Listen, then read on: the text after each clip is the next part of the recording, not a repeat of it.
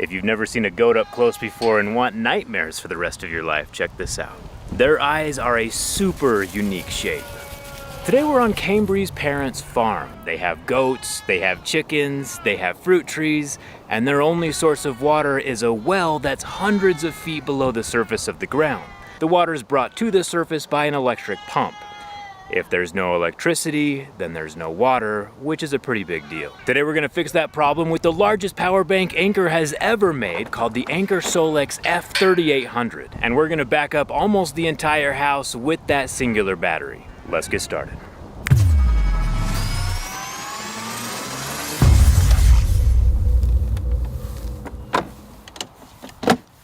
The first step into hooking this Anker power bank up to the house, the largest power bank Anker's ever made, is to find the electrical panel.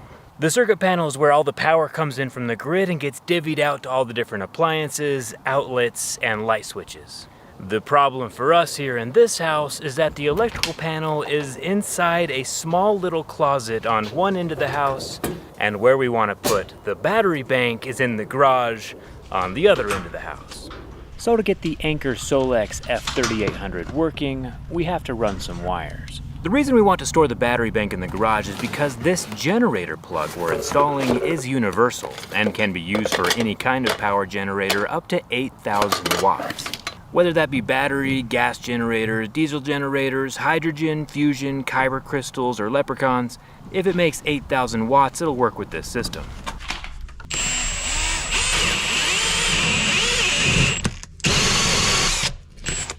But some of those electricity producers, like the gas-burning generators or the leprechauns, you don't want inside of the house.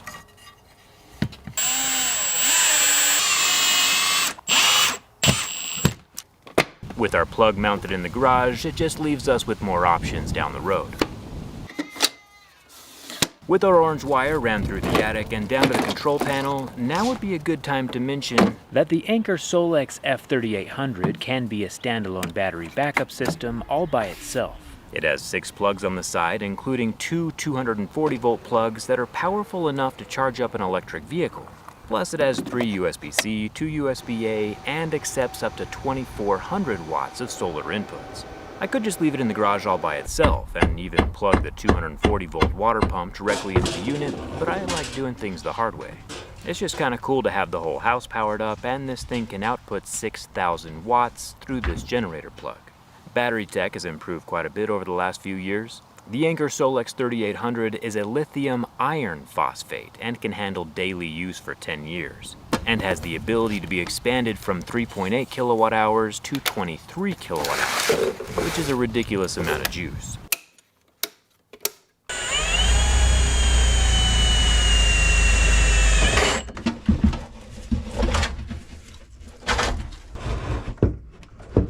Let's get back to the control panel though.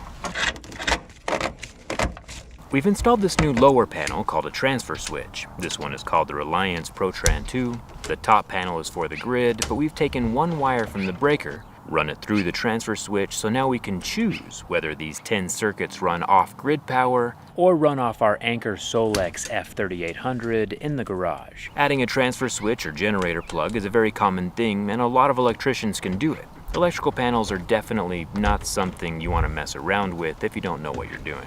Step into my closet for a second and I'll show you how this works.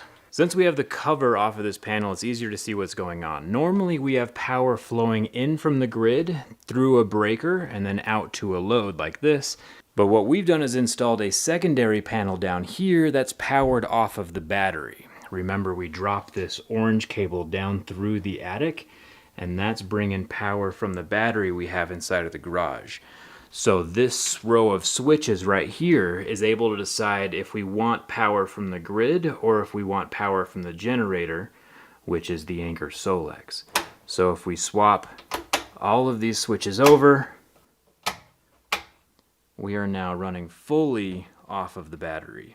The battery juice comes in through the cable we installed, hits the breaker here, and then goes out to the load that's already pre-wired inside of the house. The Anker Solix battery already has a bunch of plugs on it, so it can be a standalone system, but if you want it to be a home backup, a transfer switch is a necessity. It keeps the power from the battery from flowing out to the grid and keeps it here in a home. With all the breakers flipped to be running purely on battery backup, we're using about 800 watts worth of power. And every now and then it jumps up to 2300 watts, because that's when the water pump turns on. Cambry's mom is out watering the garden right now, and there's a reserve tank under the house that needs to be replenished by that pump. So that means that everything is working, and if the grid ever goes down, there's still water at this house. At some point in the future, I will mount solar panels to the roof so this thing can just run perpetually, but we don't have enough time for that today. But I will leave some folding solar panels behind so it can still be charged up in emergencies. If you want one of these massive battery solutions for your own home or RV, Anker has a Kickstarter going right now with massive 45% off super early bird discounts. And if you're a slightly slower bird, there's still 35% discounts. I'll leave a link for that down in the description. The early bird gets the worm. Hit that thumbs up button or the goats are gonna haunt your dreams forever. And thanks a ton for watching. I'll see you around.